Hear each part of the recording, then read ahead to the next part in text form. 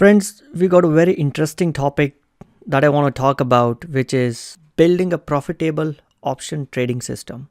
In this session, I'm going to cover about everything, some offensive mechanisms, some defensive mechanisms to make sure that your system or your option trading business has been built for a much longer race. We are not looking here for making money, let's say for next 6 months or a year or a 2 year. This is to build your system which will be with you for decades to come. So let's get started. First thing that you need to follow, like any system have their rules. First rule of building a profitable option business is position sizing. That your position size for a particular trade should be small. This is the most important commandment. If you cannot internalize this, I think you can just turn off your laptops or mobile phones and go back. So how to know if you are overexposed? So any single ticker in your portfolio should never account for more than 5% of your overall account size. Never. However profitable the trade may look to you, but if you already have a trades which accounts for 5% of your portfolio, do not put a trade. Sometimes the best trade is the trade that we never did.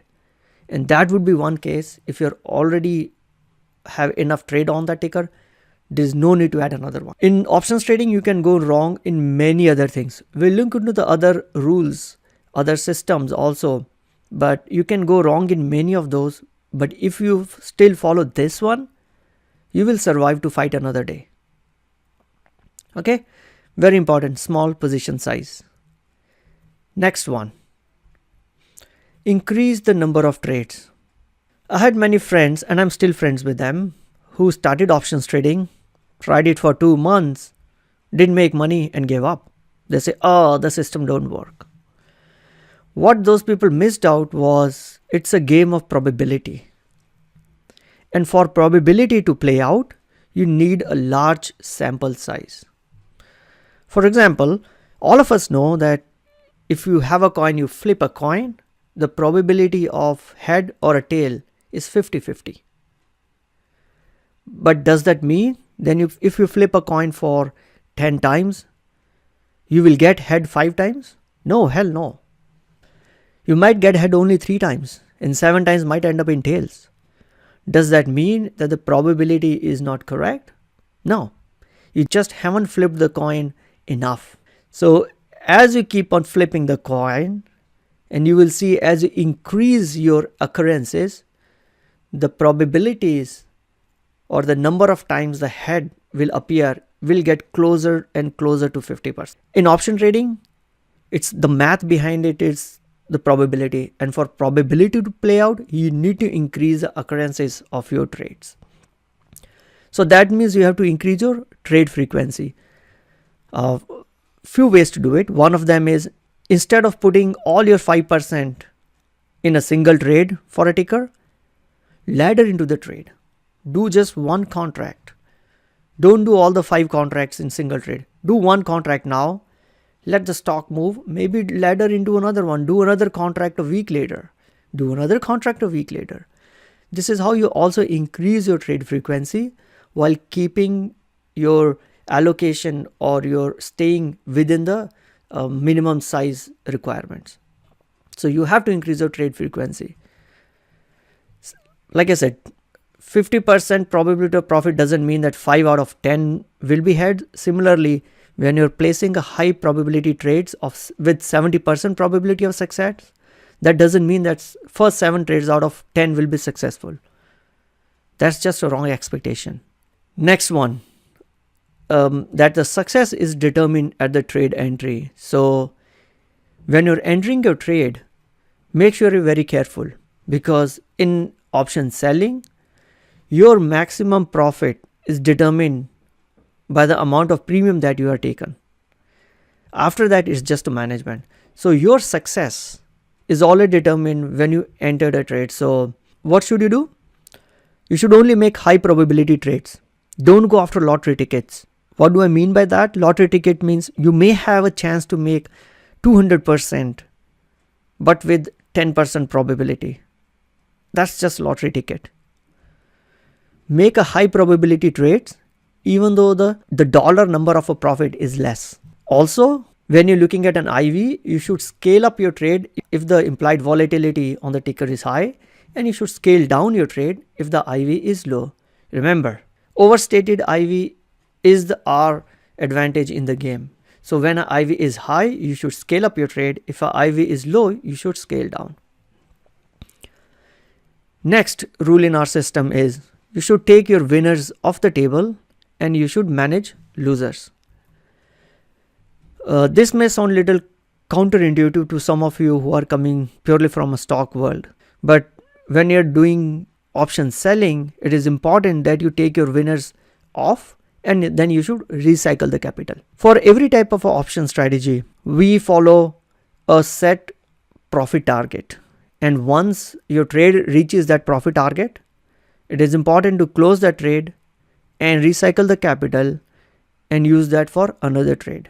Thus, you also increase your trade frequency. And when those 30% of a time, when the trades are not going in your favor, then you have to actively manage those losers to reduce the amount of eventual loss. I have had multiple cases wherein the trade was a loser trade, but we manage it actively and we eventually turn that loser into a profitable trade. So actively manage your losers and take your winners off the table. So like I said, there will always be 30% of the trades that will go against you. You can't avoid it. It's math. Probabilities work only that way. So you need to learn how to manage it. There are many techniques to manage the trades that have gone wrong. That's outside of purview of this discussion. But you should look out for another video on that, which is adjustment of losing trades. So there are techniques that are available. You should use them to actively manage the losing trade. Next one, be a net option seller. A lot of my friends find option buying very tempting because when you buy an option, your risk is limited, or a maximum loss is limited to the amount of initial investment. But theoretically, it has got unlimited gains. So it sounds very, very tempting. But it is equivalent to paying your insurance premium. You don't pay your insurance premium and hope that your house burns down so that you can make tons of money. You don't pay insurance premium with thinking that your car meets with an accident and it is totaled so that you can get all your money back from them. No, that's not a case. Most of the time, it is the insurance company who sells the insurance makes money and not the insurance premium buyer. So to be a profitable in options business, you have to be a net option seller.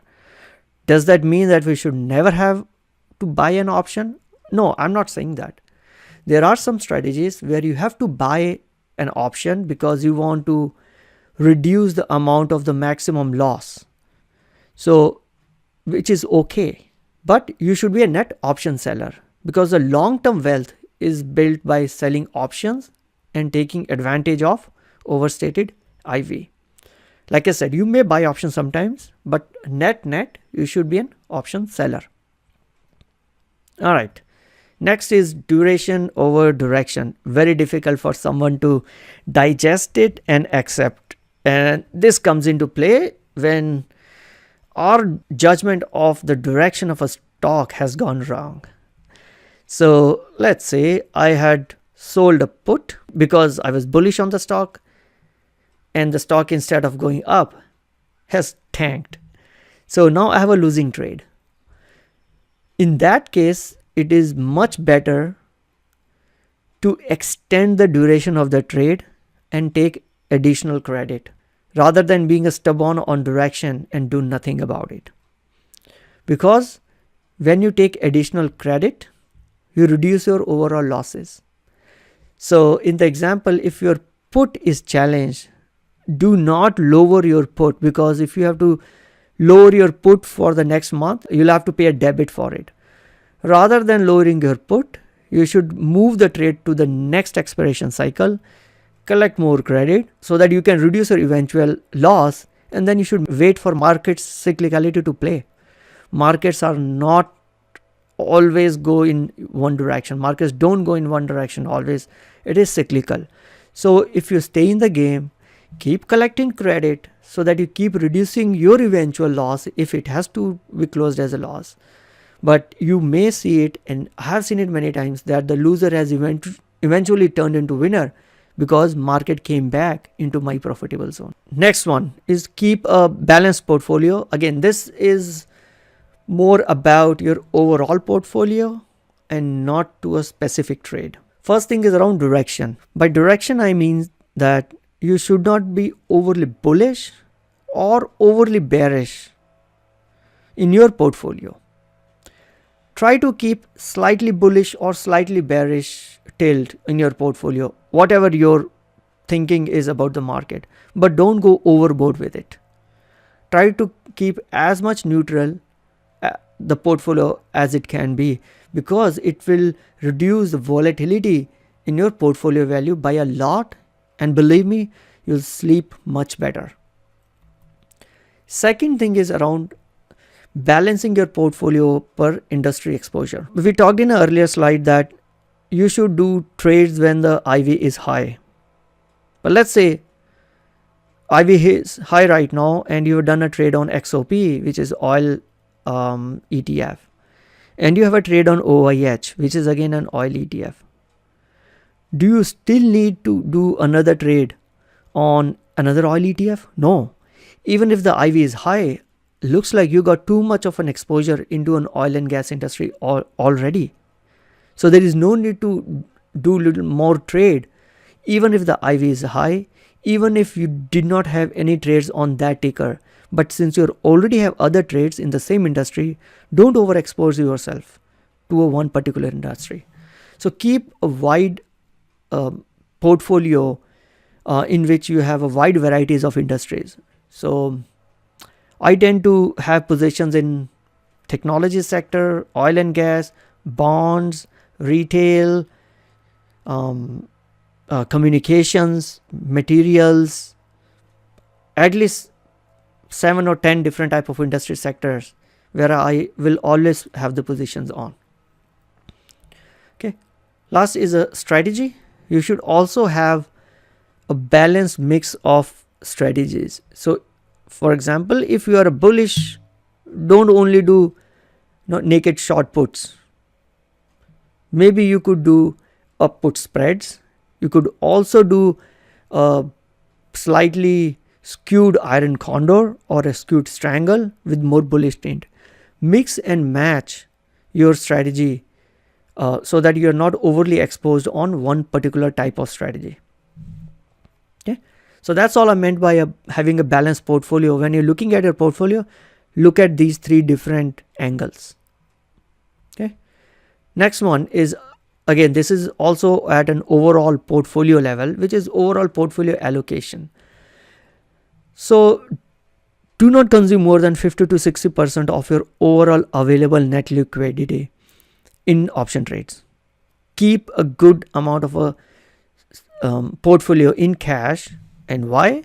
Because we need that cash to ride through the black swan events, which you cannot avoid. But if we have enough cash available at hand, we can avoid getting margin calls. We can avoid getting our portfolio burned down.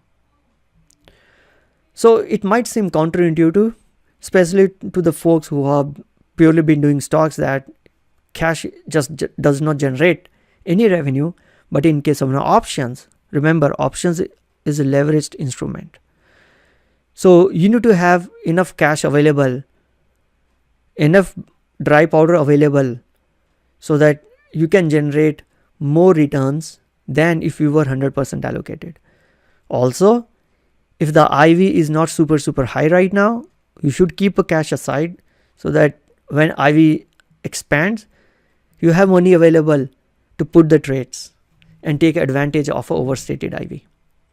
So my thumb rule is not more than 50-60% of overall net liquidity allocated in the trade. Rest, I keep it in cash. So Those were some of the rules that I follow to build a system. Let's summarize it one by one. Small position size. No ticker is more than 5% of your portfolio. Increasing the number of trades so that probabilities can play out. Number 3, make high probability trades. Don't go for lottery tickets. Number 4, scale up or down based on where the implied volatility is. If it is high, you should scale up your trades. Do 2 contracts. If it is low, no need to do 2 or 3 contracts. Just do 1 contract. Take winners off the table, recycle your capital, and losers, you got to manage it. And there are techniques to manage those losers. Duration is more important than the direction sense.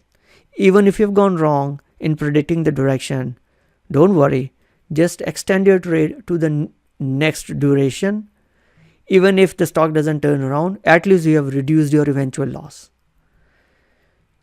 Finally, keep a portfolio balance. Balance of the direction, balance around the industry exposure, and also the balance of different option trading strategies. And lastly is allocation. Keep some dry powder with you to be available when their need arises. And I know too many of these, right? When I started it, I had written all of these on a post-it, stuck it on my laptop so that when I'm doing a trade, I look through these and say, am I violating any of this? But now, slowly, it has become a muscle memory. So don't worry, it will become your muscle memory as and when you continue to increase your trade frequency. But meantime, if you cannot remember all of them, remember just one thing, if nothing else, which is position size. You can go wrong on all the others, but if your position sizing is good, you will survive to fight another day. So my mantra is, I trade small and I trade often. I do very small position sizes trades and I trade often so that I can increase my trade frequency. I think that's all for today. Thank you for your time. And if you have any questions, you can post it in the comments on my YouTube channel, or you can email it to me at optiongeek.com.